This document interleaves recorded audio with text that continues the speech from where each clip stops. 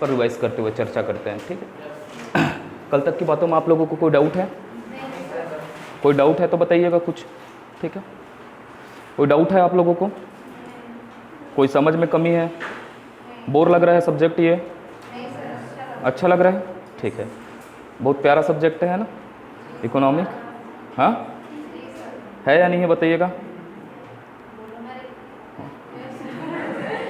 Boring है या अच्छा है? हाँ पैसा कमाना है ना, ठीक है। जीवन में तो बहुत सारे पैसा कमाना है सभी को, है ना। थोड़ा रिवाइज करते हैं ना अपन, ठीक। मैं बोला किसके आधार पर? राज्य की भूमिका। किसकी भूमिका के आधार पर? राज्य की भूमिका। एक शब्द बोला था, किसका बोला था? राज्य की भूमिका एवं सरकार के नियंत्रण के आधार पर। क्या बोला? सरकार के नियंत्रण के आधार पर। नियंत्रण के आधार पर अर्थव्यवस्था का प्रकार। अर्थव्यवस्था का क्या देख रहे थे अपन? प्रकार देख रहे थे। सरकार की भूमिका एवं नियंत्रण के आधार पर क्या देख रहे थे अपन? अर्थव्यवस्था का प्रकार। किसके नियंत्रण के और भूमिका के आधार पर? सरकार के। कितने प्रकार का देखे थे बेटा अपन ने? 3 प्रकार का। सरकार के नियंत्रण और भूमिका के आधार पर अर्थव्यवस्था कितने प्रकार की होती है बोला था? 3 प्रकार का। ये 3 प्रकार में सबसे पहला प्रकार क्या होता है करके बताइएगा? पूंजीवादी अर्थव्यवस्था। कौन सा अर्थव्यवस्था? पूंजीवादी अर्थव्यवस्था। एकदम क्लियर है कौन सा अर्थव्यवस्था की बात किया? पूंजीवादी अर्थव्यवस्था। पहला कौन सा हो गया अर्थव्यवस्था? पूंजीवादी अर्थव्यवस्था। दूसरा कौन सा हो गया? समाजवादी अर्थव्यवस्था। कौन सा अर्थव्यवस्था? समाजवादी अर्थव्यवस्था। और तीसरा कौन सा अर्थव्यवस्था होगा बेटा? मिश्रित अर्थव्यवस्था। कौन सा अर्थव्यवस्था? मिश्रित अर्थव्यवस्था। तो मैं अभी तक से बात किया कितने प्रकार की अर्थव्यवस्था पर बात किया? 3 प्रकार की। पहला कौन सा हुआ? पूंजीवादी अर्थव्यवस्था। दूसरा कौन सा हुआ? समाजवादी। तीसरा कौन सा हुआ? मिश्रित अर्थव्यवस्था। कितने प्रकार की अर्थव्यवस्था हो गए? 3 प्रकार के। किसके नियंत्रण के आधार पर? राज्य की भूमिका और सरकार के नियंत्रण के आधार पर, ठीक है। मैं सबसे पहले किस अर्थव्यवस्था की बात किया था? पूंजीवादी अर्थव्यवस्था। तो मैं आपसे पहले चर्चा किया था अर्थव्यवस्था की, किस पर चर्चा किया था? केंद्रीय समस्या पर। किस समस्या पर बात किया था? अर्थव्यवस्था की केंद्रीय समस्या से। तो अर्थव्यवस्था की केंद्रीय समस्या का निदान कितने प्रकार से होता है बोला? 2 प्रकार से। एक किसके द्वारा होता है? बाजार के द्वारा। और एक किसके द्वारा होता है? सरकार के द्वारा। तो बाजार के द्वारा कौन सा अर्थव्यवस्था निकलता है? पूंजीवादी। कौन सा अर्थव्यवस्था निकला आपका? पूंजीवादी। तो बाजार नियंत्रित अर्थव्यवस्था को कौन सा अर्थव्यवस्था बोलते हैं बोला मैं? पूंजीवादी। यहाँ तक आप बातों को अच्छे से पकड़े हैं? कोई डाउट है क्या? यानी कि आप लोग को पूरा रट गया है ना? याद करने की जरूरत पड़ रहा है? नहीं पड़ रहा है ना? ऐसे ही रहेगा ना, थोड़ा सा कठिन है लेकिन अपन समझ विकसित करके चलेंगे ना। मैं बोला पूंजीवादी अर्थव्यवस्था, तो पूंजीवादी अर्थव्यवस्था का सबसे पहला बात किया मैं? प्रेरणादाता। किसकी बात किया? प्रेरणादाता। अर्थात इसको प्रेरणादाता कौन है करके बताइएगा। कौन है? एडम स्मिथ है। कौन है? एडम स्मिथ है बोला। इसकी प्रेरणादाता कौन है? एडम स्मिथ है। एकदम क्लियर है, ठीक है।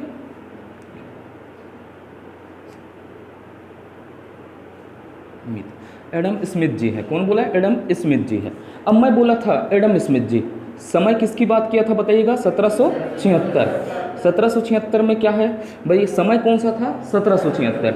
अब मैं बोला उत्पत्ति, क्या की बात किया? इसकी उत्पत्ति। 1776 में एडम स्मिथ जी ने 1776 में कौन सा बुक लिखा?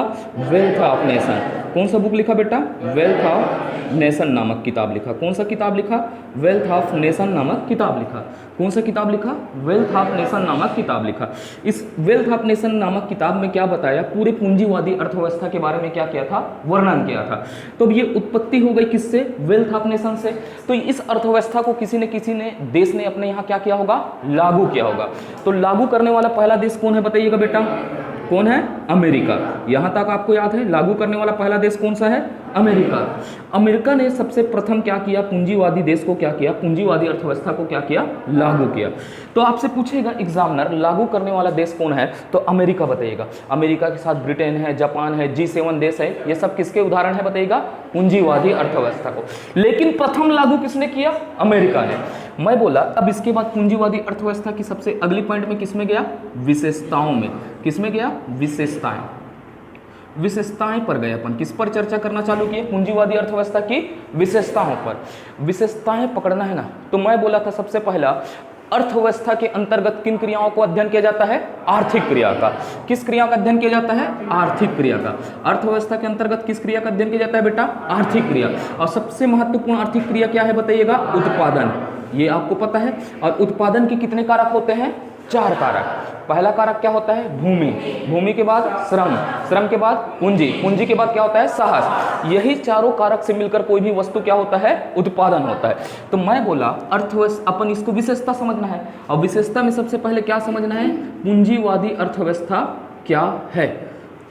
पूंजीवादी अर्थव्यवस्था क्या है समझना है अपने को। पूंजीवादी अर्थव्यवस्था क्या है? तो मैं बोला सबसे पहले अपने को विशेषता पकड़ना है। क्या पकड़ना है? विशेषता।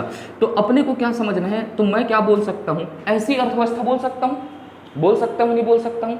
ऐसी अर्थव्यवस्था जहाँ आर्थिक क्रिया, कौन सा क्रिया बोला? आर्थिक क्रिया, और कौन सा बोला?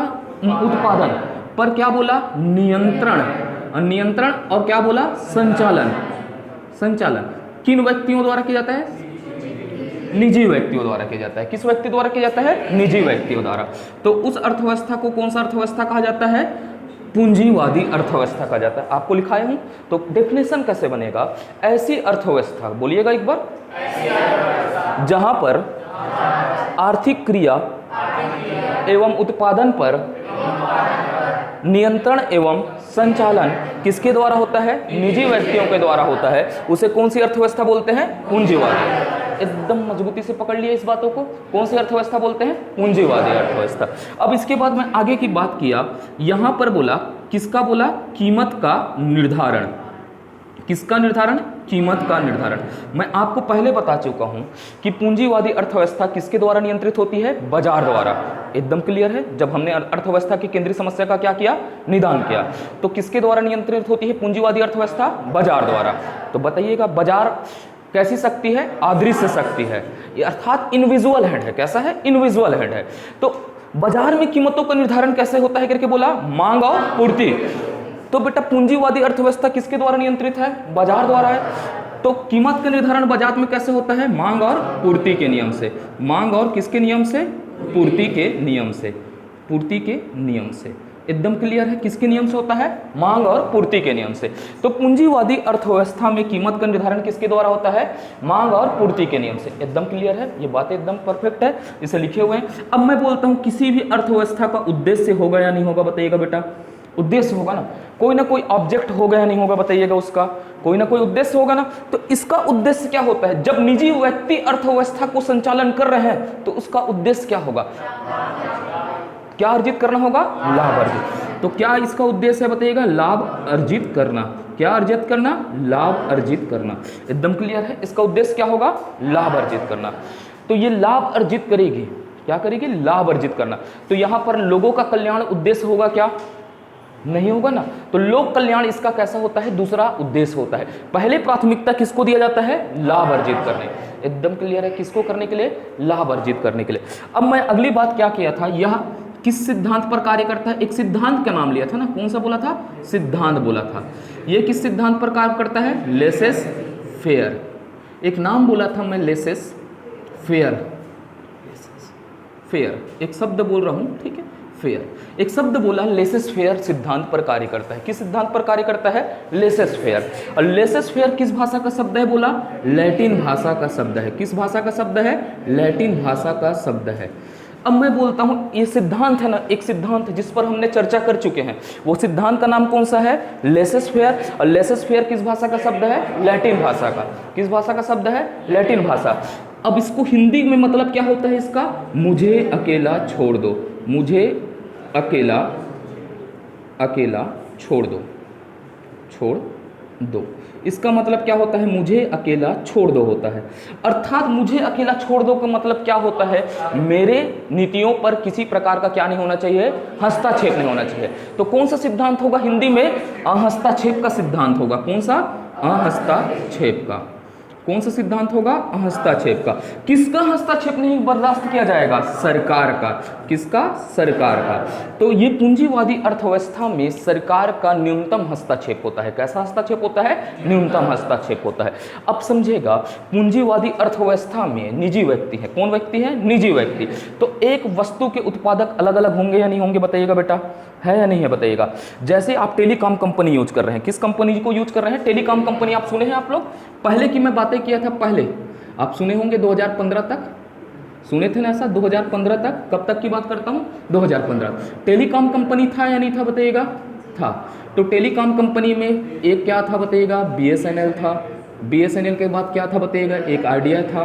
कौन था? आइडिया था मान लीजिएगा। एक कौन था? एयरटेल था, ठीक है। और एक क्या था? वोडाफोन था। ऐसी कंपनियां थी या नहीं थी? ये सब किसका काम करते थे? टेलीकम्युनिकेशन का, अर्थात संचार सुविधा प्रदान करते थे। क्या प्रदान करते थे? संचार सुविधा। तो पहले क्या था बेटा, सब कंपनियां क्या करती थी? 30 GB डाटा को कितने में देती थी बताइएगा? 1000 रुपये में। ये भी 1000 में देता था। ये सब कंपनियां का लगभग रेट क्या था? एक ही था। क्या था? एक ही था। लेकिन अचानक उसी समय एक कंपनी का उद्भव होता है। वो क्या होता है? जियो। समझ पाए आप लोग? जियो। जियो भी एक क्या है? निजी व्यक्ति है ना, एक निजी कंपनी है या नहीं है बताइएगा? निजी कंपनी है। अब ये जियो क्या करता है? मार्केट एनालिसिस करता है। क्या करता है? Market analysis. और मार्केट एनालिसिस करने के साथ क्या करता है? सबसे पहले ये जानता है कि यहाँ टेलीकॉम कंपनियां में कितने लोग दूरसंचार का क्या कर रहे हैं? प्रयोग कर रहे हैं। अब ये समझ गया कि मार्केट तो बहुत बड़ा है। अब इस मार्केट को कैसे तोड़ना है, इन ग्राहकों को अपने तरफ कैसे लाना है। तो जियो क्या किया? सबसे पहले 3 महीना क्या दिया बेटा? फ्री दिया ना, 3 मंथ फ्री दिया। ये कहानी अपने को याद होना चाहिए। 3 महीना फ्री दिया। तो बेटा मान लेता हूँ ना, मैं मान के चल रहा हूँ ना, यहाँ पर कितने करोड़ ग्राहक होंगे? 10 करोड़ ग्राहक होंगे। तो 10 करोड़ ग्राहक में तो भारत तो जानते हो, जिधर मुक्त कमीला उधर सब है अपना, है ना? पता है या नहीं पता है?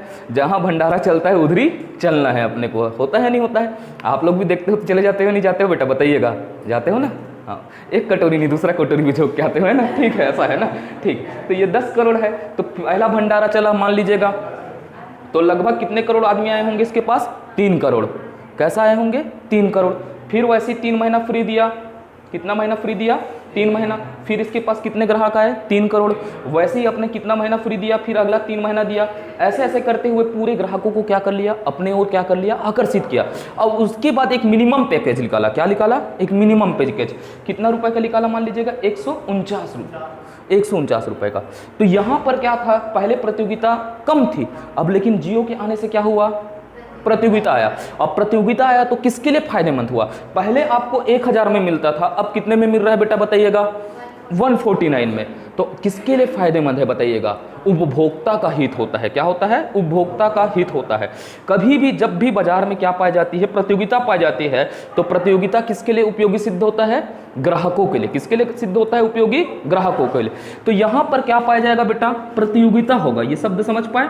क्या होगा? प्रतियोगिता, अर्थात कंपटीशन होंगे। एक वस्तु के अनेक निर्माता होंगे, जिससे किसका हित ज्यादा अच्छा रहेगा? उपभोक्ता का हित क्या होगा? अच्छा रहेगा। ठीक है। तो यहाँ पर उपभोक्ताओं को क्या मिलेगा? ज़्यादा वस्तुएं खरीदने की क्या मिलेगी? सुविधाएं मिलेगी। तो कभी क्या होता है? प्रतियोगिता का क्या होता है? इसमें पूर्ण प्रतियोगिता पाया जाता है। अर्थात क्या पाया जाता है? प्रतियोगिता पाया जाता है। यहाँ तक की बातें अपन ने किया। क्या किया अपन ने? यहाँ तक की बातें किया।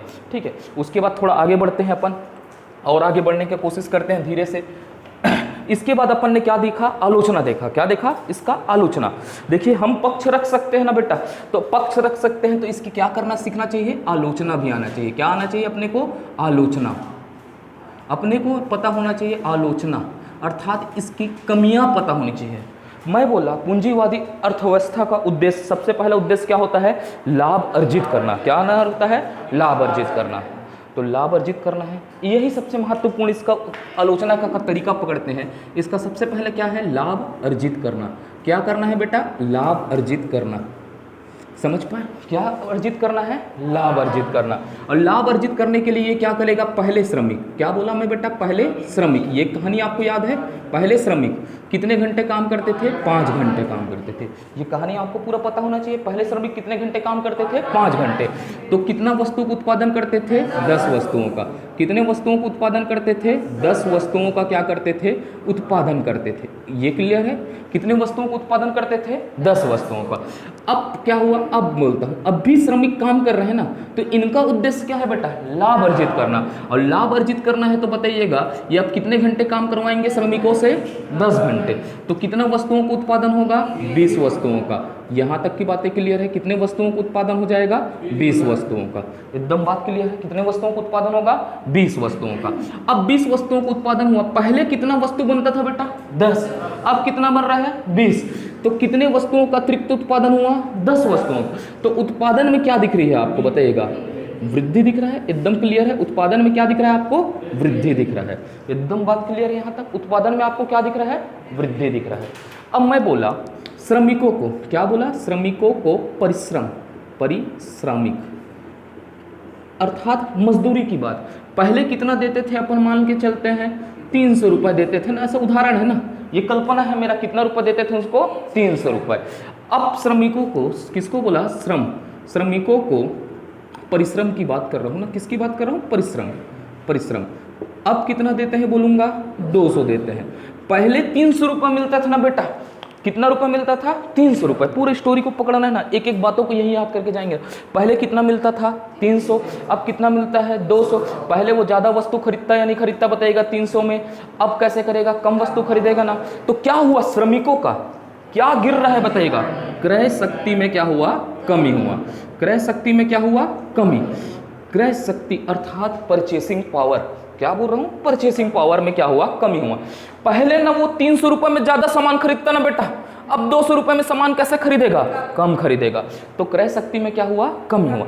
दो इम्पैक्ट आ रहे हैं अर्थव्यवस्था में। कितने इम्पैक्ट आ रहे हैं? 2 इम्पैक्ट आ रहे हैं। एक कौन सा हुआ? उत्पादन बढ़ा है, और दूसरा क्या हुआ? क्रय शक्ति में क्या हुआ? कमी हुआ। ये 2 इंपॉर्टेंट पॉइंट पकड़ लिया आपने। तो आगे की कहानी को आप सब सुने हुए हैं, तो इस पर फिर से अपन चर्चा करते हैं ना। क्या बढ़ा हुआ है बताइएगा बेटा? अभी तक से आप देखिए क्या वृद्धि दिख रहा है आपको? किसमें वृद्धि दिख रहा है? उत्पादन में। ये एकदम पॉइंट पकड़ लिए।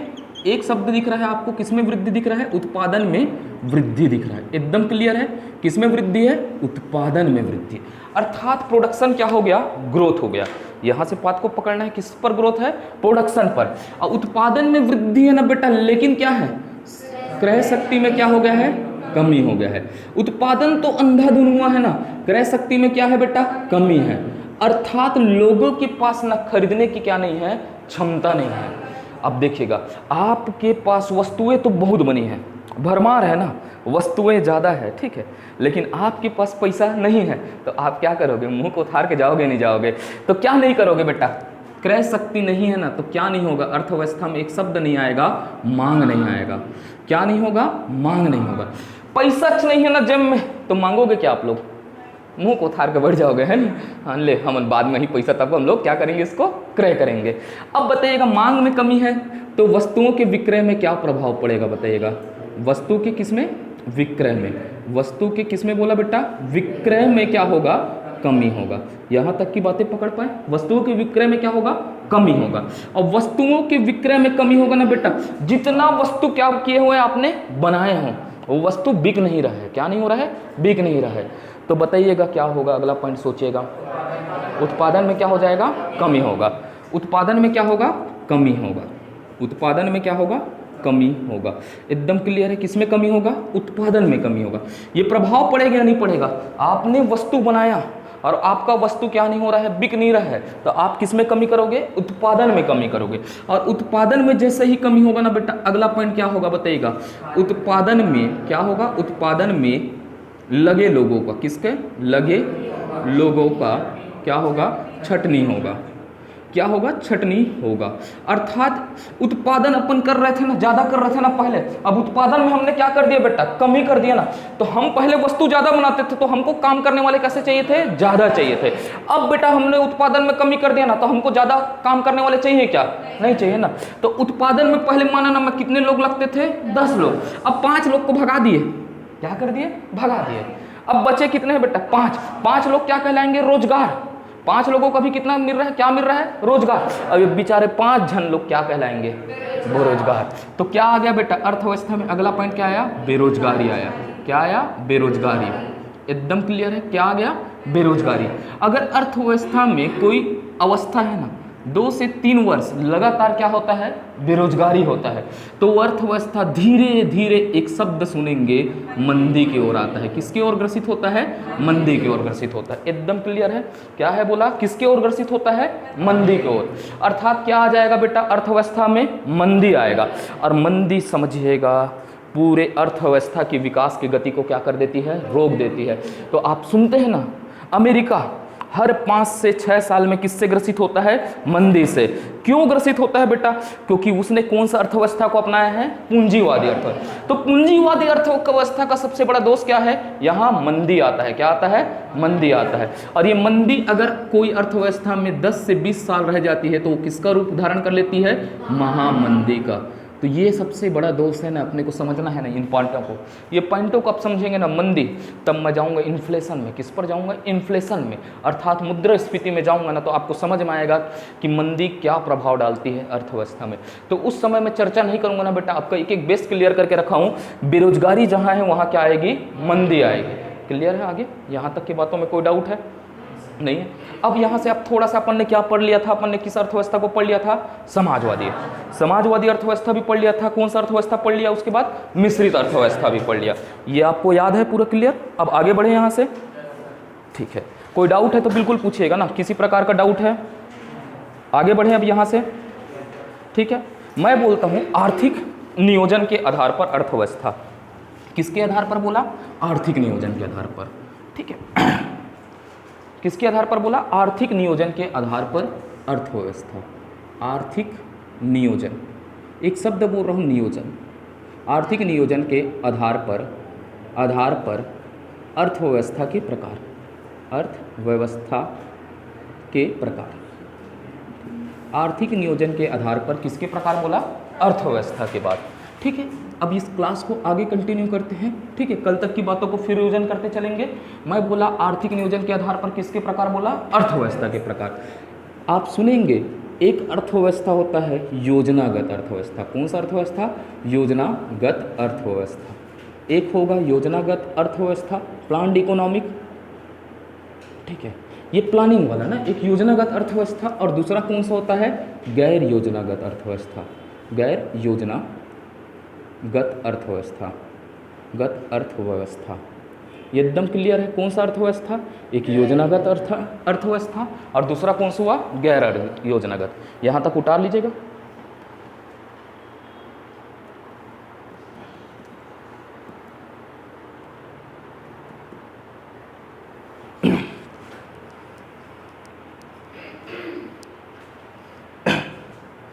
एक शब्द बोलता हूँ बेटा, एक शब्द सुने हैं, विकास, डेवलपमेंट की बात करता हूँ। कोई भी देश ना कभी भी क्या करना चाहता है? अपना विकास करना चाहता है। कोई देश है विकास करना चाहता है, नहीं करना चाहता है? जैसे आप स्वयं का विकास करना चाहते हैं, नहीं चाहते हैं? आप क्या बनना चाहते हैं? एक प्रशासक बनाना चाहते हैं। तो आप अपने विकास के लक्ष्यों को क्या करते हैं? विकास के लक्ष्य बनाओगे या नहीं बनाओगे? बनाओगे या नहीं बनाओगे बेटा? विकास का लक्ष्य बनाओगे ना, कीवर्ड पकड़ना है ना। मैं बोला, क्या बोला? विकास का लक्ष्य। जब कोई अर्थव्यवस्था बोलूंगा, क्या बोला? जब कोई अर्थव्यवस्था अपने विकास के लक्ष्य को पहले से तय कर, क्या करके? पहले से तय करके उसके लिए क्या बनाता है? योजना बनाता है। वह कौन सा अर्थव्यवस्था कहलाता है? योजनागत अर्थव्यवस्था। एकदम आसान है ना बेटा, पकड़ना है ना बातों को। मैं क्या बोला? कोई ऐसी अर्थव्यवस्था, क्या बोला? कोई ऐसी अर्थव्यवस्था जो पहले से अपने किसको? विकास लक्ष्यों को तय कर क्या बनाता है? योजना बनाता है। उसे कौन सा अर्थव्यवस्था कहलाता है? योजनागत। तो आपसे पूछेगा कि भारत योजनागत है या गैर योजनागत है। अब इसको भी देख लेते हैं, गैर योजनागत अर्थव्यवस्था क्या होती है? डेफिनेशन मैं बोलूंगा, ऐसी अर्थव्यवस्था जो पहले से अपने विकास लक्ष्य को क्या करके तय कर कोई योजना नहीं बनाती, उसे कौन सा अर्थव्यवस्था कहा जाता है? गैर योजनागत। यहां पर क्या होता है बेटा? पहले से कोई विकास लक्ष्य तय नहीं होता ना, उसके अनुरूप क्या नहीं बनाती? वो योजना नहीं बनाती, उसे कौन सा अर्थव्यवस्था कहा जाता है? गैर योजनागत। एकदम क्लियर है? तो अब बताइएगा, यहां से क्वेश्चन पूछेगा, भारत योजनागत अर्थव्यवस्था है या गैर योजनागत अर्थव्यवस्था है? जैसे भारत आजाद हुआ, अब भारत ने सबसे पहले क्या बनाना चालू किया? पंचवर्षीय योजना बनाया। भारत क्या बनाया बेटा? एक पंचवर्षीय योजना, अर्थात ये 5 वर्षों के विकास के लक्ष्य को क्या कर लिया गया था? तय कर लिया गया था। तो ये पंचवर्षीय योजना बनाया। तो एक था, इसके बनाने के लिए कौन था? योजना आयोग था। वर्तमान में जो नहीं है योजना आयोग था, वर्तमान में क्या है नीति आयोग। नीति आयोग के माध्यम से भी अपन क्या बना रहे हैं, अपने विकास लक्ष्यों को क्या कर रहे हैं, तय कर रहे हैं या नहीं कर रहे हैं। तो भारत वर्तमान में कैसी अर्थव्यवस्था होगी, योजनागत अर्थव्यवस्था। ये बस की पॉइंट को पकड़ना है ना बेटा, कौन सा लक्ष्य बोला, विकास लक्ष्य। तो मैं क्या बोलूंगा, ऐसी अर्थव्यवस्था जो पहले से अपने विकास लक्ष्य को क्या कर, तय कर, क्या कर, विकास लक्ष्यों को तय कर क्या बनाती है, योजना बनाती है, उसे कौन सी अर्थव्यवस्था कहा जाता है, योजनागत अर्थव्यवस्था।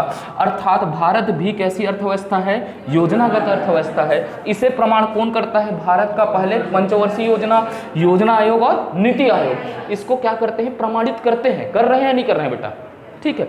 अब लिखते हैं इसको, पहला हेडिंग डालिएगा ना, योजनागत अर्थव्यवस्था।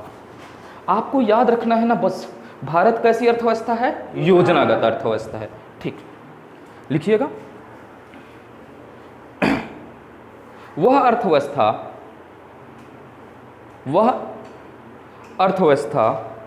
जिसमें पहले से वह अर्थव्यवस्था जिसमें पहले से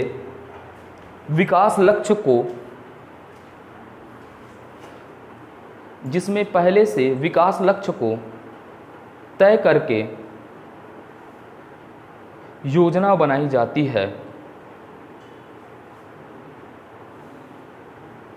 उसे योजनागत अर्थव्यवस्था कहा जाता है। उसे कौन सा अर्थव्यवस्था कहा जाता है, योजनागत अर्थव्यवस्था कहा जाता है। एकदम क्लियर है। उदाहरण डालिए, भारत, अपने को याद रखना है भारत कैसी अर्थव्यवस्था है, योजनागत। भारत, क्या कहा, भारत में कैसी अर्थव्यवस्था, उदाहरण के तौर पर क्या लिख सकते हैं, पंचवर्षीय योजना, योजना आयोग और नीति आयोग। इन पर अपन पूरा चर्चा करेंगे ना, ठीक है। अब लिखिएगा गैर योजनागत अर्थव्यवस्था। वह अर्थव्यवस्था गैर योजनागत अर्थव्यवस्था, वह अर्थव्यवस्था जहां पहले से विकास लक्ष्य तय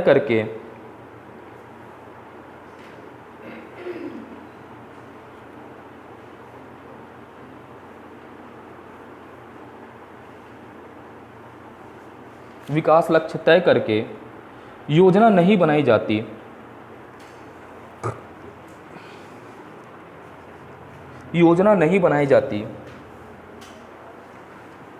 उस अर्थव्यवस्था को गैर योजनागत अर्थव्यवस्था कहा जाता है। क्या कहा जाता है, गैर योजनागत अर्थव्यवस्था कहा जाता है, ठीक है। एकदम क्लियर रहेगा पॉइंट। आज कैसे आ रहा है, वर्तमान में कुटों में आ रहा है ना। कथन पूछ दिया, भारत योजनागत अर्थव्यवस्था है, कथन सत्य है या नहीं है, तो आप क्या बोलोगे, सत्य है। इसीलिए अपने को मेहनत करना है ना बेटा, एक एक बेसिक पॉइंट पर। यहाँ तक की बातें क्लियर है, ठीक। अब आगे बढ़ूँ यहाँ से, ठीक है। एग्जाम्पल तो अब सब देश योजना बनाती है ना, लगभग, ठीक है। अब आगे बढ़े यहाँ से, ठीक है। मैं बोलता हूँ वस्तुओं की कीमत निर्धारण की प्रक्रिया, वस्तुओं के कीमत निर्धारण की प्रक्रिया। एक छोटा पॉइंट पढ़ लेते हैं और कीमत निर्धारण की प्रक्रिया देख लेते हैं। एक छोटा पॉइंट देखते हैं ना, कीमत निर्धारण की प्रक्रिया। मैं बोला वस्तुओं की कीमत निर्धारण की प्रक्रिया, 3 प्रक्रिया होती है। कितनी प्रक्रिया होती है, 3 प्रक्रिया, ठीक है। कीमत निर्धारण की कितनी प्रक्रिया होगी बेटा, 3 प्रक्रिया। कितनी प्रक्रिया होंगी, 3 प्रक्रिया। एक होगा, पहला होगा बाजार मूल्य क्रियाविधि, बाजार मूल्य क्रियाविधि। एक होगा बाजार मूल्य क्रियाविधि, मार्केट प्राइस मैकेनिज्म। पहला क्या हो जाएगा, मार्केट प्राइस मैकेनिज्म, बाजार मूल्य क्रियाविधि। कौन सी मूल्य क्रियाविधि, बाजार मूल्य क्रियाविधि। उसके बाद होगा दूसरा प्रशासन मूल्य क्रियाविधि। कौन सा होगा, प्रशासन मूल्य क्रियाविधि। कौन सा, मूल्य क्रियाविधि। एकदम क्लियर है बेटा, कौन सा मूल्य क्रियाविधि होगा, प्रशासन मूल्य क्रियाविधि। अब प्रशासन मूल्य क्रियाविधि के बाद होगा मिश्रित मूल्य क्रियाविधि, मिश्रित मूल्य क्रियाविधि। अब ये थोड़ा सा एडवांस लेवल की बातें करते हैं, ठीक है। अपन ने अर्थव्यवस्था का प्रकार पकड़ लिया है, ठीक है। तो पूछेगा भारत में वस्तुओं की कीमत के निर्धारण की क्रियाविधि कौन सी है? तो आप बता पाएंगे कौन सी क्रियाविधि है करके? अब समझना है ना बेटा क्या है। मैं बोला बाजार मूल्य क्रियाविधि, पहला कौन सा क्रियाविधि बोला? बाजार मूल्य। आपसे दूसरा कौन सा बोला? प्रशासन। और तीसरा कौन सा बोला? मिश्रित मूल्य क्रिया। पहला कौन सा हो जाएगा? एक होगा मार्केट प्राइस मैकेनिज्म और दूसरा कौन सा हो जाएगा? Administrative point mechanism. अब मिश्रित मूल्य क्रियाविधि अर्थात मिक्स्ड प्राइस मैकेनिज्म, ये 3 प्रकार हुए। तो आपको थोड़ा सा दिमाग लगाइएगा, कौन सा भारत में मूल्य निर्धारण की कौन सी क्रियाविधि को अपनाई गई है, थोड़े बताइएगा क्यों अपनाई गई है। अब इस बातों पर चर्चा करते हैं, क्योंकि हमने क्या हुआ है पूरे तरीके से पूंजीवादी अर्थव्यवस्था, मिश्रित अर्थव्यवस्था और किसको पढ़ लिया है? समाजवादी अर्थव्यवस्था को। बाजार का मूल्य निर्धारण किस में होता है बेटा? किसके द्वारा होता है? मांग और पूर्ति। बाजार मूल्य क्रियाविधि में क्या होगा बेटा? कभी भी वस्तुओं का कीमत का निर्धारण किसका होता है? मांग और पूर्ति से। क्योंकि मैंने पहला ही बताया है कि क्या होता है, बाजार नियंत्रित अर्थव्यवस्था कौन सी अर्थव्यवस्था कहलाती है? पूंजीवादी।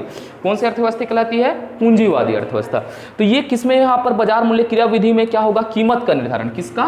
कीमत का निर्धारण किसके द्वारा होगा बेटा? मांग और पूर्ति से। क्योंकि बाजार किसके द्वारा संचालित होती है? मांग और पूर्ति से। तो किसके द्वारा कीमत का निर्धारण होगा? मांग और पूर्ति से। एकदम जहन में बस गया, किसके द्वारा होगा? मांग और पूर्ति। और कौन से अर्थव्यवस्था में वस्तुओं की कीमत का निर्धारण किससे होता है? मांग और पूर्ति से। बताइएगा बेटा कौन सा अर्थव्यवस्था? बताइएगा, बोलिएगा, कॉन्फिडेंट के साथ बोलिएगा। कौन सा अर्थव्यवस्था होगा? पूंजीवादी अर्थव्यवस्था। तो बताइएगा पूंजीवादी अर्थव्यवस्था में वस्तुओं की कीमत की निर्धारण की क्रियाविधि कौन सी हो जाएगी? बाजार मूल्य क्रियाविधि। एकदम क्लियर है। अब बताइएगा कौन सा बोला मैं? बताइएगा अगला पॉइंट बताइएगा। प्रशासन मूल्य क्रियाविधि में कैसे होगा? प्रशासन मूल्य क्रियाविधि में कीमत का निर्धारण कौन करता है बेटा? प्रशासन मूल्य क्रियाविधि में कीमत का निर्धारण कौन करता है? सरकार करता है। कौन करता है? सरकार करता है। कौन करता है? सरकार। ठीक है। अब इसमें कौन से अर्थव्यवस्था में पाया जाएगा बेटा? ये राज अर्थव्यवस्था या समाजवादी? राज अर्थव्यवस्था, अर्थव्यवस्था या कौन सा अर्थव्यवस्था बोला? समाजवादी अर्थव्यवस्था। समाजवादी अर्थव्यवस्था। दूसरा बोला समाजवादी अर्थव्यवस्था। ये राज अर्थव्यवस्था के 2 प्रकार होंगे, एक टूटेगा समाजवादी और एक होगा साम्यवादी। साम्यवादी अर्थव्यवस्था। ये 2 प्रकार में टूट जाता है राज्य अर्थव्यवस्था। एक हो जाता है समाजवादी अर्थव्यवस्था और एक हो जाता है साम्यवादी अर्थव्यवस्था। ठीक है। तो मैं बोला प्रशासन मूल्य क्रियाविधि कीमत का निर्धारण किसके द्वारा किया जाएगा? सरकार के द्वारा। अब ये अर्थव्यवस्था कौन सा अर्थव्यवस्था? राज अर्थव्यवस्था। मैं राज अर्थव्यवस्था को कितने भागों में तोड़ दिया बेटा? 2 भागों में। एक हो गया समाजवादी अर्थव्यवस्था और एक हो गया साम्यवादी अर्थव्यवस्था। तो ये अर्थव्यवस्था में कैसा मूल्य विधि होगा? प्रशासन मूल्य विधि। अब मिश्रित बोला ना बेटा, एक अर्थव्यवस्था मिश्रित अर्थव्यवस्था भी है ना, जो किससे बना है? पूंजीवादी अर्थव्यवस्था। और किससे बना है बताइएगा? पूंजीवादी और कौन से बना है? समाजवादी अर्थव्यवस्था। ये दोनों से मिलकर अर्थात राज अर्थव्यवस्था या पूंजीवादी अर्थव्यवस्था से मिलकर कौन सा अर्थव्यवस्था बना? मिश्रित अर्थव्यवस्था। तो मैं बोला मिश्रित मूल्य क्रियाविधि अर्थात यहाँ पर कीमत का निर्धारण ना, मिश्रित मूल्य क्रियाविधि में कैसे कीमत का निर्धारण होगा समझना है ना बेटा। कैसे निर्धारण होगा? एक किसके द्वारा होगा बेटा? एक पहलू कौन करेगा? सरकार। और एक पहलू में कौन होंगे? पूंजीवादी व्यक्ति। अर्थात कौन सा होगा? पूंजीवादी। अर्थात कौन सा व्यक्ति होंगे? निजी व्यक्ति। तो बताइएगा यहाँ पर कीमत का निर्धारण करने के लिए एक सरकार है, तो एक सरकार के द्वारा किया जाएगा। और पूंजीवादी का अर्थात किसके द्वारा होगा? मांग और पूर्ति के द्वारा। किसके द्वारा होगा? मांग और पूर्ति के द्वारा। तो ये कहाँ पर पाई जाएगी? किस अर्थव्यवस्था में पाई जाएगी बताइएगा?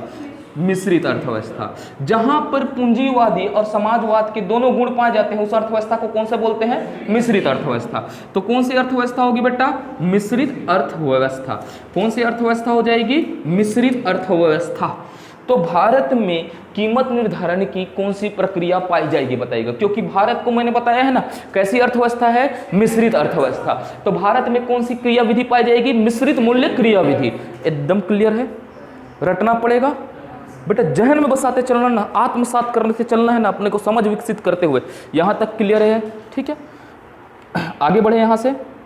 ठीक, अब मैं बोलता हूँ थोड़ा सा आगे बढ़े अब पॉइंट को। ठीक है, यहाँ तक कोई डाउट है आपको अभी? अब ये कीमत निर्धारण की प्रक्रिया समझ पाएंगे आप लोग? ठीक है, कभी भी आपसे कोई क्वेश्चन पूछेगा किसी भी एग्जाम में तो आप बना पाएंगे ऐसे क्वेश्चन?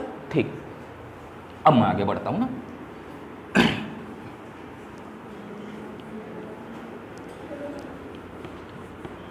मैं बोला विश्व के आधार पर। आप लोग सुनते हैं ना ऐसा, विश्व के आधार पर एक शब्द सुनेंगे, विश्व के आधार पर। किसके आधार पर बात करता हूं? विश्व के आधार पर। विश्व के आधार पर, किसके आधार पर बोला? विश्व के आधार पर। ठीक है, मैं बोला एक चीज बोलता हूं, आप ऐसा सुनते होंगे ना, 4-5 नाम सुनते होंगे, ऐसा मैं बोलता हूं ना बेटा, विश्व के आधार पर एक और तरीके से बांटता हूं ना। ठीक, विश्व के आधार पर एक सुने होंगे प्रथम विश्व के देश, ऐसा सुने हैं? प्रथम विश्व के देश सुने हैं? ऐसा बोलते हैं ना, प्रथम विश्व के देश। और क्या बोलते हैं उसके बाद? द्वितीय विश्व के देश, विश्व के देश। और उसके बाद कौन सा बोला जाता है?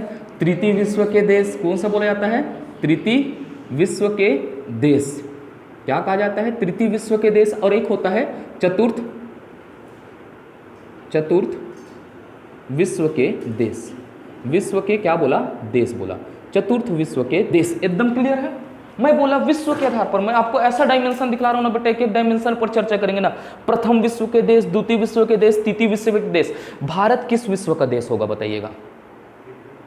आप सोचिएगा, सुनते हैं ना आप लोग ऐसा शब्द कि भारत किस विश्व का देश होगा। अब मैं बोला प्रथम विश्व के देश किसको बोला जाता है बेटा? अमेरिका को। सुनते हैं ना, प्रथम विश्व के देश किसको बोला जाता है? अमेरिका को। तो मैं क्या बोलूंगा? ऐसी देश जिन्होंने किस अर्थव्यवस्था को लागू किया है? लागू कौन सा अर्थव्यवस्था किया है? पूंजीवादी अर्थव्यवस्था। कौन सा अर्थव्यवस्था को लागू किया है? पूंजीवादी अर्थव्यवस्था को क्या किया है? लागू किया है। वो कैसे विश्व के देश होंगे? प्रथम विश्व के देश। एकदम क्लियर है? बताइएगा, डाउट रहेगा? है क्या डाउट इसमें? बताइएगा कि प्रथम विश्व के देश कैसे होंगे बेटा? पूंजीवादी अर्थव्यवस्था को लागू करने वाले देश कैसे कहलाएंगे? बताइएगा, प्रथम विश्व के देश।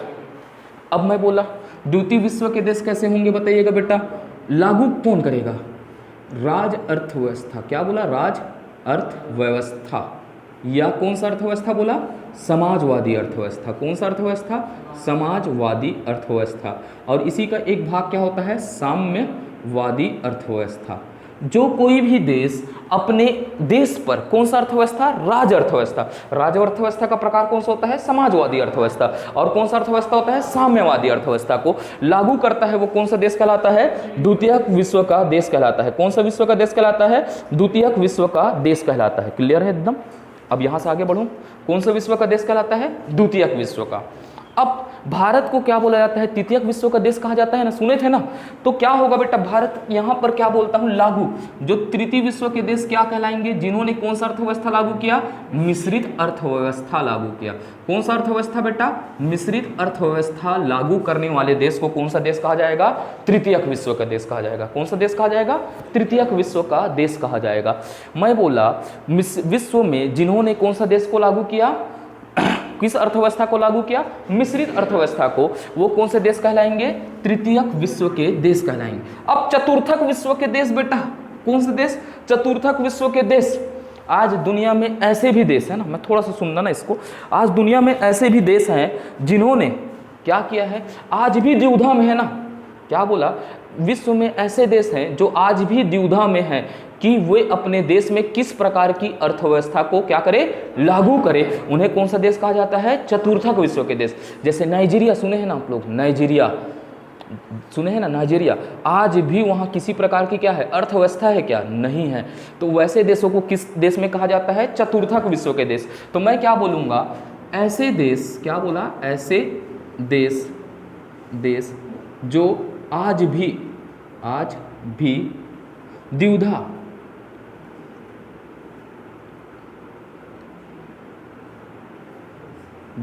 आप लोग लिख लीजिएगा ना बेटा, मेरा राइटिंग तो मात्रा जानते हैं ना आप। द्विधा के स्थिति में है कि वे अपने देश के विकास के लिए, क्या बोला? विकास के लिए, अपने देश के विकास के लिए किस प्रकार की अर्थव्यवस्था को लागू करें। ठीक है, ऐसे देश जो आज भी किस में है? द्विधा की स्थिति में है, असमंजस में है ना बेटा। बोलने का मतलब है कि वो अपने देश के विकास के लिए किस प्रकार की अर्थव्यवस्था को क्या करे? लागू करे। अर्थात विकास चाहिए, लेकिन वो आज भी कंफ्यूजन में है कि वो अपने देश में पूंजीवादी अर्थव्यवस्था लागू करे या समाजवादी अर्थव्यवस्था लागू करे या मिश्रित अर्थव्यवस्था। उसे कौन सा देश कहा जाता है? चतुर्थक विश्व के देश का। हाँ, एक ही है, मैं उसको आपको क्लियर कर देता हूँ और ठीक है थोड़ा देर में। ठीक, अब यहाँ तक की बातें क्लियर है। ठीक, अब मैं बोला विश्व के आधार पर। किसके आधार पर? विश्व के आधार पर। कितने प्रकार के हुए बेटा? 4 प्रकार। पहला बोलिएगा कौन सा बोला? प्रथम विश्व के। उसके बाद कौन सा बोला? द्वितीय विश्व के। उसके बाद कौन सा बोला? तृतीय विश्व के देश। उसके बाद कौन सा बोला? चतुर्थ विश्व के देश। कौन सा देश बोला? चतुर्थ विश्व के देश। तो प्रथम विश्व के देश कौन से हो जाएंगे बेटा बताइएगा? जिन्होंने कौन सा अर्थव्यवस्था लागू किया? पूंजीवादी। द्वितीय अर्थ विश्व के देश कौन सा हो जाएंगे बताइएगा? समाजवादी। तृतीय विश्व के देश कौन से हो जाएंगे? मिश्रित अर्थव्यवस्था लागू करने वाले। तो भारत कैसा देश है बताइएगा? तृतीयक विश्व के देश है। कौन से विश्व के देश हैं? तृतीयक विश्व के। एकदम क्लियर है? ठीक है, अब मैं बोलता हूं बेटा यहाँ तक अपना एक चैप्टर खत्म हुआ। कौन सा चैप्टर खत्म हुआ? एक चैप्टर पूरा, है ना। जो इंट्रोडक्शन वाला पार्ट था क्या हुआ? खत्म हुआ। ठीक है, जो इंट्रोडक्शन होता है, बेसिक चीजें होते हैं, वो खत्म हुआ। मैं अब one of the toughest chapter चालू करूंगा ना। मैं कठिन चैप्टर चालू करूंगा जिसमें मेरे को समझाने में क्या चाहिए? ज़्यादा समय चाहिए। सरल तो हर लोग पढ़ाते हैं, कठिन पढ़ाने में क्या होता है? मज़ा किस में है? कठिन में। अभी तक से आप सरल सरल पढ़ रहे थे, अच्छा लग रहा था। अब थोड़ा इस लेवल को क्या करते हैं अपन? टफ करते हैं ना। अब कोर इकोनॉमिक पढ़ते हैं, चलेगा? जो सरल चैप्टर है ना उनको मैं लिखाना ही है ना, जैसे पंचवर्षीय योजना, उनको आराम से पढ़ेंगे ना। अपन चालू करते हैं सबसे जटिल सब्जेक्ट। अब क्या कर चालू करते हैं? Core economic. ठीक है, आगे करें अपन, चालू करें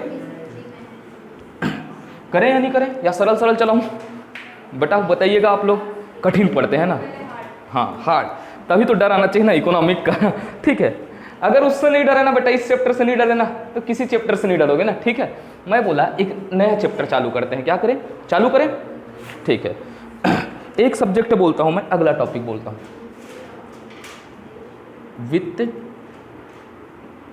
वित्तीय बाजार एवं वित्त व्यवस्था।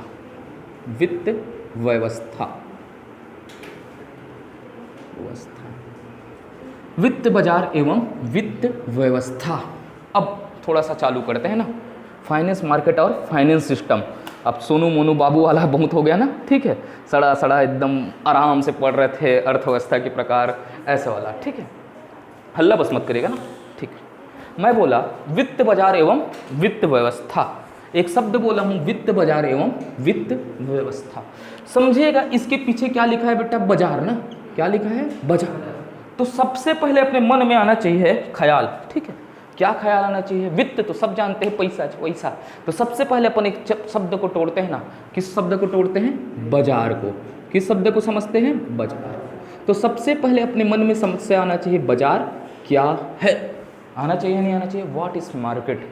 तो बताइएगा बाजार क्या है? आप लोग अपने हिसाब से बता सकते हो बाजार क्या है?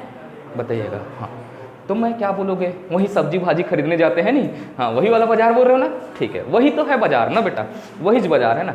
तो मैं क्या बोल सकता हूँ? ऐसा परिवेश बोल सकता हूँ। बोल सकते हो नहीं बोल सकता? बताइएगा। ऐसा परिवेश बोल सकता हूँ।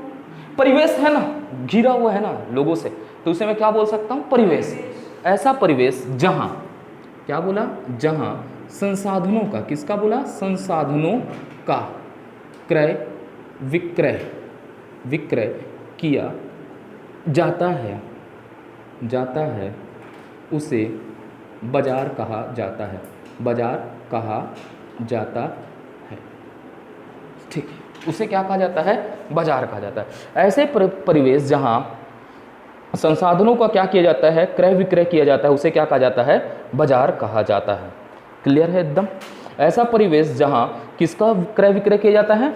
संसाधनों का क्रय विक्रय किया जाता है, उसे क्या कहा जाता है? बाजार कहा जाता है। अपन समझ लिए ना बेटा, बाजार क्या है? यही तो बाजार है ना। ऐसा परिवेश जहाँ पर संसाधनों का क्या होता है? क्रय विक्रय होता है, उसे क्या कहा जाता है? बाजार कहा जाता है। आगे की बात करता हूँ। अब बाजार है ना बेटा, बाजार का प्रकार होगा या नहीं होगा? बाजार का क्या होगा? प्रकार। थोड़ा देखते हैं ना बेटा, मैं बेस निकालूंगा ना, एक एक चीज़ों को कैसे निकालूंगा उसको समझना है ना। क्या बोला? बाजार का प्रकार बोला। टाइप्स ऑफ मार्केट की बात करता हूँ ना बेटा, मैं इसको भागता हूँ, इसको विभाजित करता हूँ ना बाजार के प्रकार को। क्या किया मैं? बाजार के प्रकार को क्या करता हूँ? विभाजित करता हूँ ना। एकदम मजबूती से पकड़ना है ना बेटा। मैं बोला पण्य, एकदम परफेक्ट लिखा हूँ ना। पण्य बाजार। कौन सा बाजार बोला? पण्य बाजार। पण्य बाजार एकदम क्लियर है। कमोडिटी मार्केट की बात कर रहा हूँ, किसकी बात किया? कमोडिटी मार्केट बोलते हैं ना।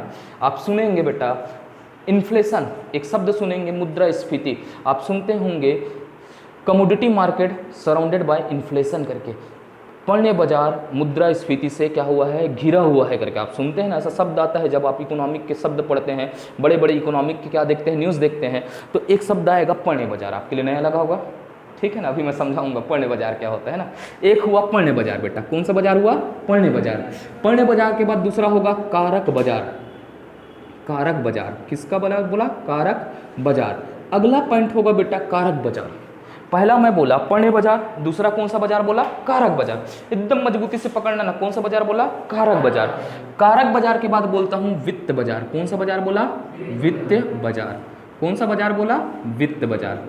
हमको पढ़ना क्या है बेटा? वित्त बाजार। क्या बोला? वित्त बाजार। तो बाजार से किसका उत्पत्ति हुआ बेटा? वित्त बाजार। अब मजबूती से देखना ना, बाजार से क्या हुआ? वित्त बाजार। एकदम मजबूती से देखना, मैं क्यों बाजार पढ़ाया करके समझना। ऐसा परिवेश जहां संसाधनों का क्या होता है? क्रय विक्रय होता है, उसे क्या कहा जाता है? बाजार। अब बाजार कितने प्रकार के देखे अपन ने? 3 प्रकार का। पहला कौन सा हुआ बेटा? पण्य बाजार। पण्य बाजार के बाद कौन सा बाजार? कारक बाजार। कारक बाजार के बाद कौन सा बाजार? वित्त बाजार। ठीक है, कितने बाजार हो गए? वित्त बाजार। ठीक है, अब मैं बोला कारक, उत्पादन के कितने कारक है बेटा? इसको और तोड़ सकता हूं, बाइफरगेशन कर सकता हूं, नहीं कर सकता। उत्पादन के कितने कारक है बेटा? 4 कारक। कितने कारक है? 4 कारक। लेकिन मैं बोलूंगा 3 ही कारक का होगा ना, हो सकता है 3 कारक में तोड़ा, अभी मैं समझाता हूं। कारक कितने प्रकार के हैं बेटा? 4 प्रकार के। लेकिन मैं कितना कारक बाजार को कितने प्रकार का बोला? 3 प्रकार का। पहला वाला भूमि से संबंधित बाजार होता है, नहीं होता बेटा? संबंधित बाजार एक हो गया। कौन सा? भूमि से संबंधित बाजार। होगा या नहीं होगा बताइएगा। आप देखें कारक बाजार के अंतर्गत एक कौन सा आ जाएगा? भूमि से संबंधित बाजार। क्योंकि मैं बोला ना उत्पादन के कितने कारक है? 4 कारक। पहला कौन सा हुआ बेटा? भूमि। भूमि के बाद श्रम, श्रम के बाद साहस, पूंजी, पूंजी के बाद क्या है? साहस, साहस को बोलते हैं उद्यमिता। क्या बोलते हैं? उद्यमिता। कितने कारक बेटा? 4 कारक। तो ये 4 कारक में सबसे पहला कारक क्या है? भूमि। अब भूमि का क्रय विक्रय होता है, नहीं होता है? तो भूमि से संबंधित क्या हो जाएगा? बाजार होगा। होगा या नहीं होगा बताइएगा। फिर मैं बोल सकता हूं अगला श्रम से संबंधित बाजार। किससे? श्रम से संबंधित बाजार। किसकी बात किया? श्रम से संबंधित बाजार। एकदम क्लियर है? किससे संबंधित बाजार? श्रम से संबंधित बाजार। ठीक है, श्रम से संबंधित। उसके बाद किससे होगा बेटा? पूंजी का भी होता है ना, पूंजी से संबंधित बाजार। संबंधित बाजार। कौन सा संबंधित बोला? पूंजी से संबंधित बाजार। ठीक है, अब एक प्रकार बचा उद्यमिता या साहस। आप खरीद सकते हो किसी के साहस बेटा? मैं साहस खरीद लेते तो मैं टाटा खरीदता है नहीं, मैं भी क्या होता करोड़पति होता है नहीं। आज साहस का कोई खरीद सकता है क्या बताइएगा? वो तो अंतर आत्मा से आती है ना। ठीक है, आप सुने हो ना साहस कैसे आता है, वो जान लग गया है ना। ठीक है, ट्रेन में आप बीच में सुनते थे ना, 2 घुट मुझे भी पिला दे शराबी, देख फिर होता है क्या। उसके बाद साहस कहाँ से आता है बेटा? अंदर से आता है ना, डेयरिंग। वही तो है ना, उसको कोई खरीद सकता है क्या? नहीं खरीद सकता। आप बोलोगे उधर मिलता है सर करके ऐसा नहीं है ना, बातें है ना। ठीक, मैं बोला बाजार क्या है? क्या बोला? बाजार क्या है? ऐसा परिवेश जहां संसाधनों का क्या होता है बेटा? क्रय विक्रय होता है, उसे क्या कहा जाता है? बाजार कहा जाता है। बाजार में पहला कौन सा बोला? बाजार के प्रकार। पहला कौन सा बोला? पण्य बाजार। पण्य बाजार के बाद कारक बाजार। कारक बाजार के बाद कौन सा बाजार? वित्त बाजार। तो मैं बोला कारक बाजार कितने भागों में टूटे बेटा? 3 भागों में। पहला क्या हुआ? भूमि से संबंधित बाजार। उसके बाद किससे हो जाएगा? श्रम से। उसके बाद किससे हो जाएगा? पूंजी से। अब एक एक चीजों को समझते हैं, समझना है ना आगे। अब सबसे पहला हेडिंग डालिएगा आप लोग पण्य बाजार। कौन सा बाजार डालिएगा? पण्य बाजार।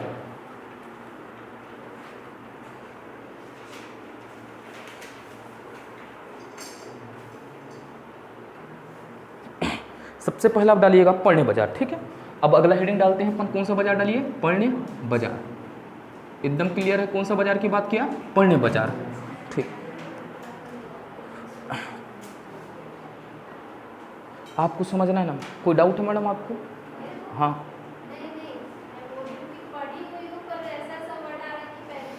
सुने नहीं होंगे ना, मैं तो आपको बोला था ना बुक से अलग पढ़ाऊंगा, डिफरेंट। ठीक है, समय मेरे को चाहिए ना। ठीक है, धीरे से अपन समझे, सब्जेक्ट को विस्तृत करेंगे ना, ज्ञान को विस्तृत करना है मैडम। समय को, एक समय को ना आप अपने आप को बांध के नहीं रखिएगा ना। परिवेश क्या हो रहा है? चेंज हो रहा है। आप पैटर्न देख रहे हैं ना, कैसा क्वेश्चन पूछ रहे हैं आप किसी भी सब्जेक्ट को थोड़ा पढ़कर क्या नहीं कर सकते? एग्जाम नहीं कर सकते ना।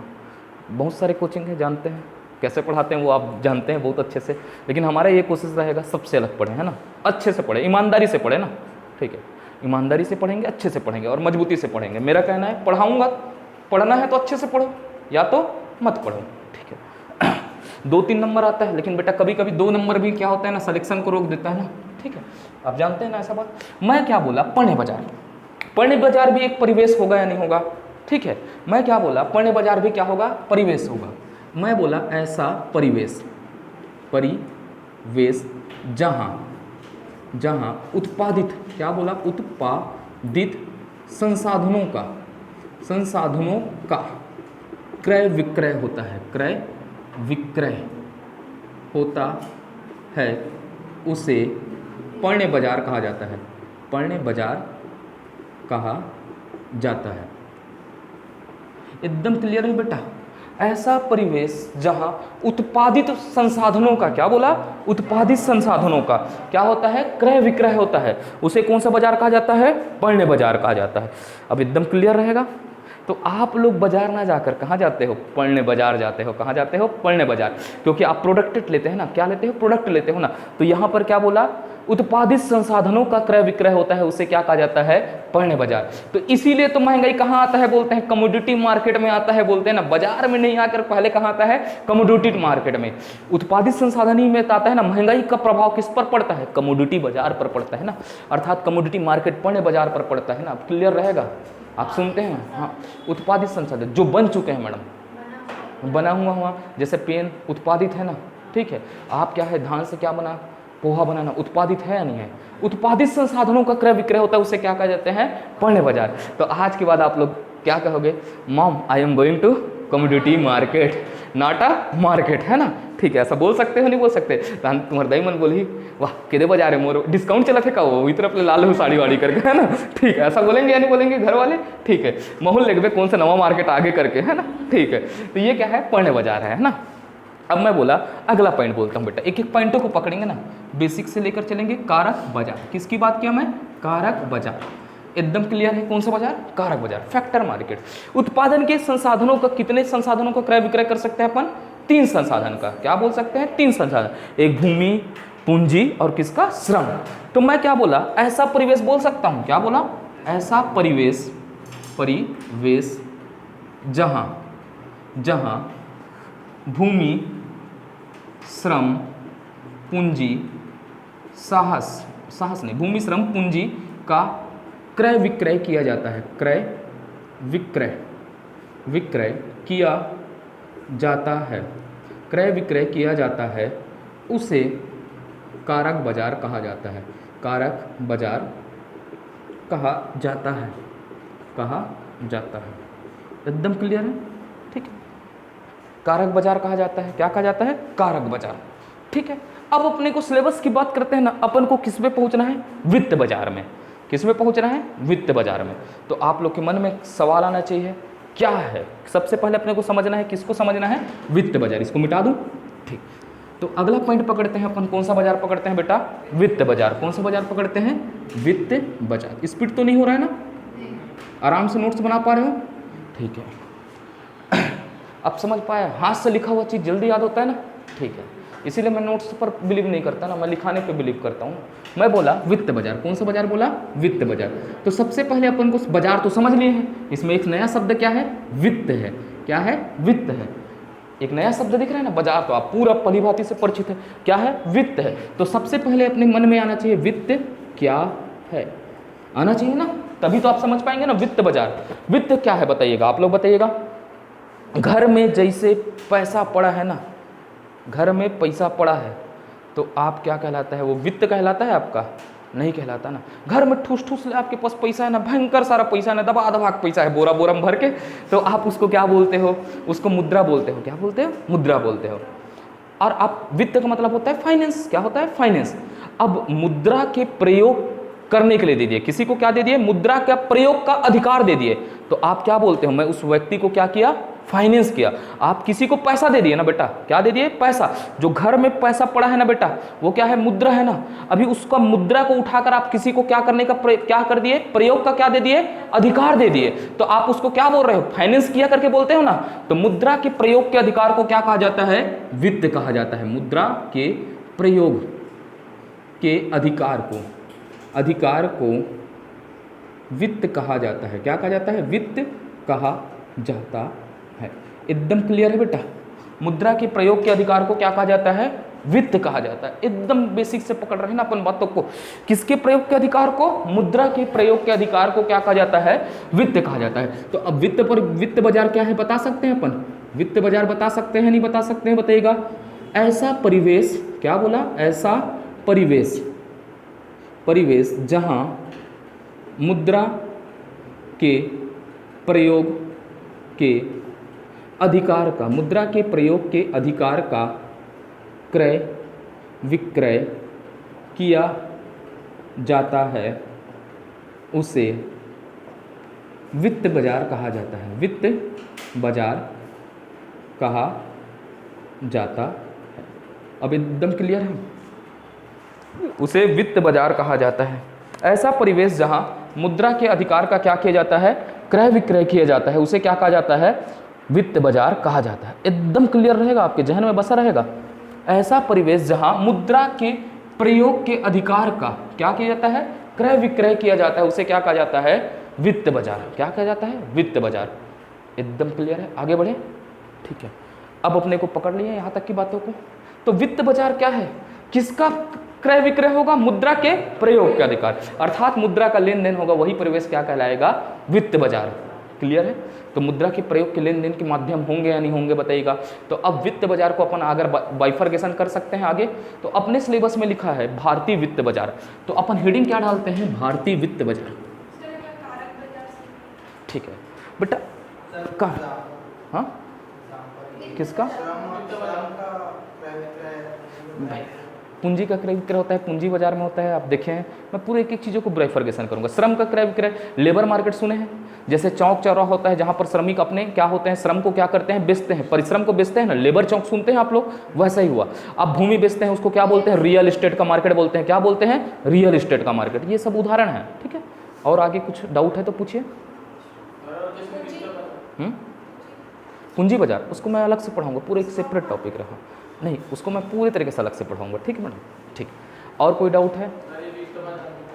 पूरा वित्त परिवार। ठीक है। वित्त का मतलब क्या होता है बेटा? मुद्रा के प्रयोग के अधिकार को क्या कहते हैं? वित्त कहते हैं, है ना। तो मैं क्या बोला? मुद्रा का जहां प्रयोग का अधिकार होगा उसे क्या कहेंगे? वित्त कहेंगे। तो ऐसा परिवेश जहां मुद्रा के अधिकार के प्रयोग के अधिकार का क्या किया जाता है? क्रय विक्रय किया जाता है, उसे कौन सा बाजार कहा जाता है? वित्त बाजार कहा जाता है। कौन सा बाजार कहा जाता है? वित्त बाजार। अब मैं बोलता हूं, अब धीरे से अपने को सिलेबस में पहुंचना है। कहां पहुंचना है? सिलेबस में। तो हेडिंग डालते हैं भारतीय वित्त बाजार। कौन सा बाजार? भारतीय वित्त बाजार। भारतीय वित्त बाजार, वित्त बाजार। अब यहां से आगे सिलेबस में पहुंचते हैं। भारतीय वित्त बाजार का भी पूरा आ रहे हैं ना, सिलेबस में आ रहे हैं। ठीक है। भारतीय वित्त बाजार। ठीक है। भारतीय वित्त बाजार, एक एक एग्जाम्पल क्लियर रहेगा ना आगे। ठीक। मैं बोला भारतीय वित्त बाजार की बात करता हूँ। किसकी बात करता हूँ? भारतीय वित्त बाजार। मैं बोला भारतीय वित्त बाजार को अपन क्या होता है? दो भागों में तोड़ते हैं। आप कितने भागों में तोड़ रहे हैं? दो भागों में। अब यहाँ से आपको क्लियर होगा ना। एक भारतीय वित्त बाजार को कितने भागों में तोड़े? दो भागों में। एक कौन सा बाजार हुआ बेटा? मुद्रा बाजार। कौन सा बाजार हुआ? मुद्रा बाजार, मनी मार्केट। और एक होगा कैपिटल मार्केट, पूंजी बाजार। पूंजी बाजार। तो वित्त बाजार कितने प्रकार के हुए? दो प्रकार के। अब समझ पाए कितने प्रकार हुए? उदाहरण के लिए पूछे थे आपने, क्या हुआ? मुद्रा बाजार और कौन सा बाजार हुआ? पूंजी बाजार। इसीलिए बोलते हैं थोड़ा इंतजार का मजा लीजिए करके, है ना। इसका और प्यार का मजा लीजिए, है ना। यही तो बात है ना। ठीक है। तो कौन सा बाजार बोला बेटा? मुद्रा बाजार। और कौन सा बाजार हुआ? पूंजी बाजार। मनी मार्केट और कौन सा मार्केट हुआ? Capital market. तो वित्त बाजार, भारतीय वित्त बाजार कितने भागों में टूटा? दो भागों में। पहला कौन सा हुआ? मुद्रा बाजार। और दूसरा कौन सा हुआ? पूंजी बाजार। एकदम जहन में बस गया। कौन सा हुआ? मुद्रा बाजार और पूंजी बाजार। एकदम क्लियर है। अब समझना है ना, आपको एक एक पॉइंट समझना है। मुद्रा बाजार क्या होता है और कौन सा बाजार? पूंजी बाजार क्या होता है। यहां तक कोई डाउट है? बताइएगा। है क्या? बताइएगा, बताइए, आगे बढ़े। ठीक। मैं बोला मुद्रा बाजार क्या है, सबसे पहले अपने को समझना है क्या है, ठीक है, इसको भी समझना है क्या है, एकदम क्लियर है, ठीक है। मैं बोला ऐसा बाजार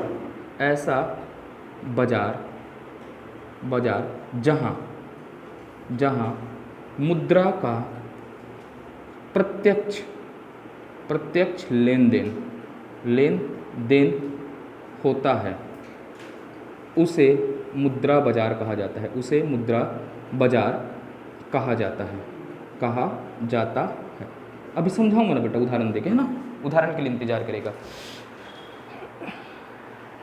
ऐसा बाजार जहां मुद्रा का क्या होता है, प्रत्यक्ष रूप से लेन देन होता है, उसे कौन सा बाजार कहा जाता है, मुद्रा बाजार कहा जाता है, ठीक है। तो अब इसमें क्या हो रहा है बेटा, प्रत्यक्ष लेन देन से यहां पर क्या होगा, ऐसा बाजार जहां मुद्रा का अप्रत्यक्ष लेन देन कैसे होता है, अप्रत्यक्ष लेन देन होता है, उसे पूंजी बाजार कहा जाता है, उसे पूंजी बाजार कहा जाता है। उसे कौन सा बाजार कहा जाता है, पूंजी बाजार कहा जाता है। एकदम क्लियर पॉइंट है। मैं बोला ऐसा बाजार जहां मुद्रा का कैसा लेन देन होता है, प्रत्यक्ष रूप से लेन देन होता है, उसे कौन सा बाजार कहा जाता है, मुद्रा बाजार। और ऐसा बाजार जहां पूंजी का कैसे लेन देन होता है, अप्रत्यक्ष लेन देन होता है, उसे कौन सा बाजार कहा जाता है, किसे बाजार कहा जाता है, पूंजी बाजार, ठीक है। तो अब समझेगा, मुद्रा का कैसा लेन देन बोला, प्रत्यक्ष लेन देन, तो वो कौन सा बाजार हुआ, मुद्रा बाजार। और ऐसा बाजार जहां मुद्रा का कैसे लेन देन होता है, अप्रत्यक्ष लेन देन होता है, उसे कौन सा बाजार कहा जाता है, पूंजी बाजार। अब एकदम लास्ट में उदाहरण दूंगा तो क्रिस्टल क्लियर रहेगा ना। यहां पर लेन देन कैसे होगा, अल्पकालीन लेन देन होता है। कैसा कालीन होता है, अल्पकालीन लेन देन होता है, शॉर्ट टर्म के लिए होता है ना लेन देन। कैसा होता है, अल्पकालीन लेन देन। और यहां पर कैसे होता है बेटा, दीर्घकालीन लेन देन। कैसा होगा, दीर्घकालीन लेन देन, ठीक है। यहां पर जो भी लेन देन होगा ना, शॉर्ट टर्म पीरियड के लिए होगा ना, जैसा क्या होगा, छोटे समय के लिए होगा। और यहां पर जो भी लेन देन होगा कैसे समय के लिए होगा, छोटे समय के लिए। यहां पर जो लेन देन होगा वो कैसे होगा, बड़े समय के लिए, दीर्घकालीन। मैं सब बताऊंगा ना, अल्पकाल क्या होता है, दीर्घकाल क्या होता है। अब मैं बोला इसके अंतर्गत, क्या बोला, इसके अंतर्गत अपन किसका अध्ययन करते हैं, बैंकिंग का अध्ययन करते हैं। बैंकिंग का क्या करते हैं, अध्ययन। किसका अध्ययन करते हैं, बैंकिंग का। इसके अंतर्गत अपन पूरा किसका अध्ययन करेंगे, बैंकिंग का। क्यों बेटा, अब बता रहा हूं ना प्रत्यक्ष लेन देन कैसे होता है। आप बैंक में गए, मान लीजिएगा आप एक पर्सन हो ना, आप लोग कहाँ गए बेटा, एसबीआई में। किस में गए, एसबीआई बैंक में। आपके पास क्या है, ठूस ठूस ले बैग में पैसा है ना, कैसा है, पैसा। तो आप लोग क्या किए, पैसा जमा करना चाहते हो, डिपॉजिट करना चाहते हो ना, तो एल भैया धर बैंक वाला करके बोलोगे, ऐसे देते हो ना हाथ में। वो क्या बोलता है, अपने हाथ से प्रत्यक्ष लेन देन कर रहे हो ना, आप डायरेक्ट जाकर कर रहे हो ना, तो वहां पर कैसा लेन देन होता है, प्रत्यक्ष लेन देन। तो यहाँ पर बैंकिंग का अध्ययन किया जाता है। किसका अध्ययन किया जाता है, बैंकिंग। तो बैंकिंग के अंदर में एक एक प्रकार पढ़ेंगे ना बेटा। वाणिज्यिक बैंक कौन सा होता है, कमर्शियल बैंक कौन सा होता है, वाणिज्यिक बैंक, अनुसूचित बैंक।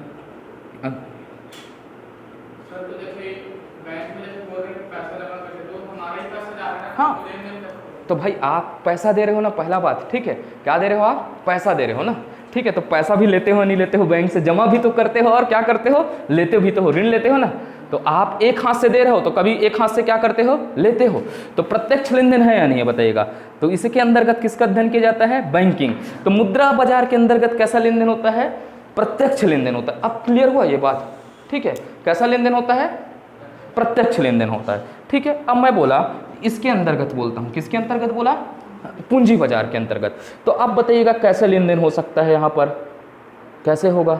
आप लोग सुने हो शेयर बाजार, सुने हो एक, इसके अंतर्गत क्या होगा, शेयर बाजार आएगा। कौन सा बाजार आएगा, शेयर बाजार। और क्या होगा, प्रतिभूति बाजार। कौन सा, प्रतिभूति बाजार आएगा, आदि ना। मैं सबको उदाहरण दूंगा ना, आगे सब पढ़ाएंगे अपन, ठीक है, पूरा पूंजी मार्केट में, ठीक। शेयर बाजार, ठीक है। मैं बोला यहाँ पर क्या बोला, शेयर बाजार, प्रतिभूति बाजार, सिक्योरिटीज मार्केट, ठीक है, शेयर मार्केट, ठीक। अब मैं बोलता हूँ उदाहरण, कैसे अप्रत्यक्ष लेन देन होता है ना। अब इसको थोड़ा प्रमाण करते हैं। शेयर है, मैं बोला एक कंपनी है ना बेटा, बोला कंपनी ए है। कंपनी ए को क्या है, पैसे की जरूरत होती है ना बेटा। कोई कंपनी गठन हुआ है ना, उसको किसको जरूरत होता है, पैसे को। तो उनको एक प्रकार है ना बेटा, पूंजी बाजार के माध्यम से। किस बाजार के माध्यम से, पूंजी बाजार के माध्यम से।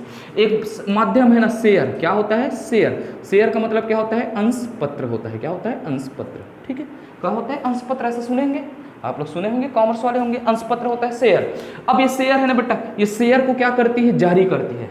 पैसा लेने के लिए ना, क्या लेने के लिए, अपने से पैसा प्राप्त करने के लिए वो क्या जारी करती है, शेयर जारी करती है। मान लीजिएगा एक शेयर का रेट कितना रुपए है बेटा, 100 रुपए।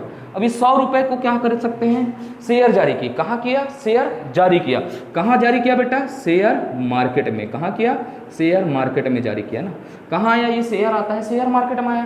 कंपनी अपनी शेयर को कहाँ जारी किया, शेयर मार्केट में। अब शेयर मार्केट से ना बेटा कौन खरीदेगा बेटा इसका शेयर को, जनता खरीदा। कौन खरीदा, जनता। जनता कहाँ से खरीद रहा है बेटा, शेयर मार्केट से। और शेयर मार्केट किसको पैसा दे रहा है, कंपनी को। किसको दे रहा है, कंपनी को। तो यहां पर खरीदने वाले और बेचने वाले का प्रत्यक्ष संबंध है क्या, देखिए कुछ दिख रहा है क्या आपको संबंध। तो कैसा संबंध होता है बेटा, अप्रत्यक्ष संबंध होता है। कैसा संबंध होता है, अप्रत्यक्ष। किसी कंपनी को पैसे की जरूरत है, उसने क्या जारी किया, शेयर जारी किया। शेयर का मतलब होता है अंश पत्र। अंश पत्र कहाँ आया, शेयर बाजार में। और शेयर बाजार के माध्यम से कौन खरीदा बेटा, जनता। अंश पत्र का मतलब होता है मैडम, पूरे पढ़ेंगे। एक होता है आप कंपनी बनाए मैडम, ठीक है, आपने बहुत बड़ा कंपनी बनाया और आपको पैसे की जरूरत है। आप क्या नहीं लेना चाहते, ऋण नहीं लेना चाहते, सीधा आप जनता से क्या कर सकते हो, पैसा मांग सकते हो। क्या मांग सकते हो, पैसा। और पैसा के बदले आप क्या करते हो, उसको क्या दोगे, लाभांश दोगे। जैसे आप कंपनी बनाए, कंपनी में आपको क्या हुआ, प्रॉफिट हुआ। क्या हुआ, आपको प्रॉफिट होगा। तो प्रॉफिट होगा तो आप क्या दोगे अपने शेयर धारकों को, जिसने आपका क्या खरीदा है, शेयर पत्र। आपको पैसे की जरूरत है ना मैडम, 100 रुपए का ना, कितने रुपए का बोला, 100 रुपए का। शेयर कहाँ जारी किए, शेयर मार्केट में। शेयर मार्केट में कौन खरीदा, जनता। और जनता का पैसा कहां पर आया, आपके पास, कंपनी के पास। और आपको प्रॉफिट होगा तो आप क्या करोगे, जिस जनता ने आपका क्या किया है, शेयर खरीदा है, उसको क्या दोगे, लाभ का हिस्सा दोगे। क्या दोगे, लाभ का हिस्सा, अर्थात क्या दोगे, लाभांश दोगे। क्या दोगे आप, लाभांश। तो शेयर के माध्यम से भी कंपनी क्या प्राप्त कर सकती है, पैसा प्राप्त करती है। अब क्लियर हुआ मैडम।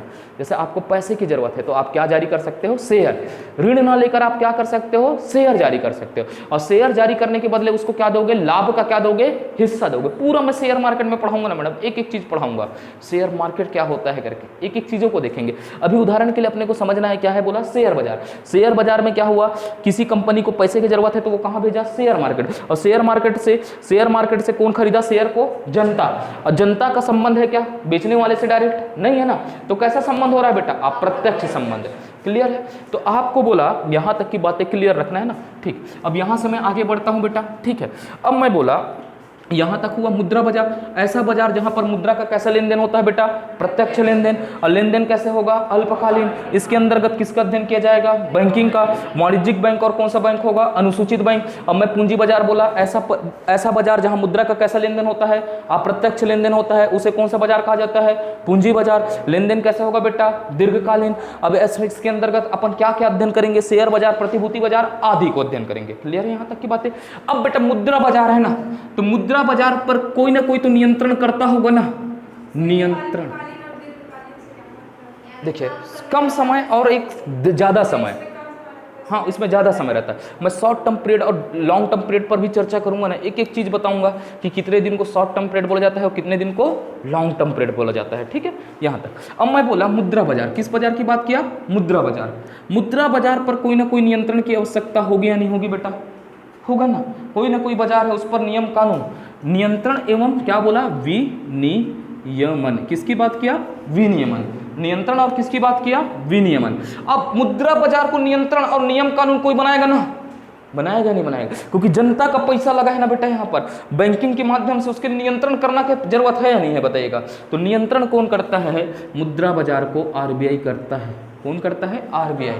किसके द्वारा रेगुलेटेड होता है करके पूछेगा नहीं, ये क्वेश्चन आपके लिए पूरा इंपॉर्टेंट है ना। मुद्रा बाजार को नियंत्रण किसके द्वारा होता है, तो आप किसके द्वारा होता है बोलेंगे, आरबीआई के द्वारा। किसके द्वारा होता है, आरबीआई के द्वारा। कंट्रोल बाय क्या बोलते हैं, आरबीआई बोलते हैं ना। इसको रेगुलेट कौन करता है करके बोलेंगे तो आरबीआई बोलेगा ना। आपसे पूछेगा ना मुद्रा बाजार का नियंत्रण और विनियमन कौन करता है, तो आरबीआई करता है। ये क्वेश्चन बनता है ना बेटा, RBI, reserve bank of India. अब मैं बोला ना पूंजी बाजार का नियंत्रण, किसकी बात करूंगा, पूंजी बाजार का नियंत्रण। पूंजी बाजार का नियंत्रण और क्या बोला, विनियमन। क्या बोला, विनियमन। सेबी क्या करता है, सेबी। मैं सब पढ़ाऊंगा ना बेटा, SEBI, security exchange board of India. सब चीज पर चर्चा करेंगे, एक एक चीजों पर। कौन करता है, सेबी करता है ना। ये डायरेक्ट क्वेश्चन बनेगा ना बेटा, भारतीय वित्त बाजार कितने प्रकार के हुए? 2 प्रकार के। पहला कौन सा हुआ? मुद्रा बाजार। और मुद्रा बाजार के बाद कौन सा हुआ? पूंजी बाजार। तो मुद्रा बाजार का नियंत्रण कौन करता है? आरबीआई। और पूंजी बाजार का नियंत्रण कौन करता है? SEBI, security exchange board of India. एक एक चीजों पर चर्चा करूंगा ना, आरबीआई कैसे बना, सेबी कैसे आया, सेबी की संरचना क्या है, इसके कार्य क्या है, आरबीआई के कार्य क्या है, सेबी। हाँ, विनियमन का मतलब होता है नियम कानून बनाना, ठीक है, नियम कानून बनाना, विनियमन, नियम कानून, रेगुलेटिंग, क्या करना? रेगुलेट करना, आपसे पूछेगा रेगुलेट करना, ठीक है। तो मैं बोला मुद्रा बाजार, किस बाजार की बात किया? मुद्रा बाजार। मुद्रा बाजार को नियंत्रण कौन करता है? आरबीआई। और पूंजी बाजार को कौन नियंत्रण करता है? सेबी। अभी पूरी चर्चा करते हैं।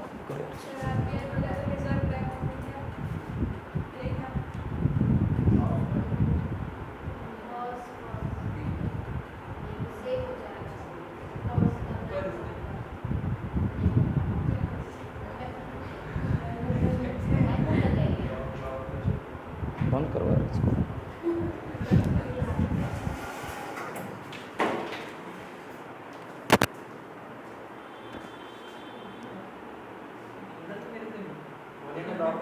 सर ज़्यादा ही पढ़ा दिया उसको, हैंग हो गया।